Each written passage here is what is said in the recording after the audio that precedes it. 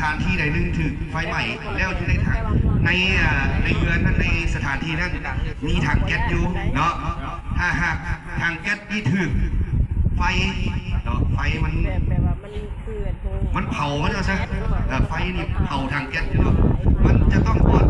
1,700 องศาขึ้นถังนี้จะเริ่มแดงแห้งดันของแก๊สก็จะจีบถังแก๊สออกแล้วมันก็จะออกไปเป็นเปียงดอกเนาะมันแค่ว่าจีว่าออกแล้วนี่ไอ้แก๊สกระดันลงมาติดไฟพุ่งออก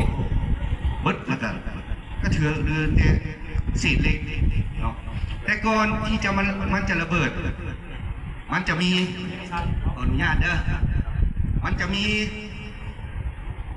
วาล์วเขาเอิ้นมาเซฟตี้วาล์วเซฟตี้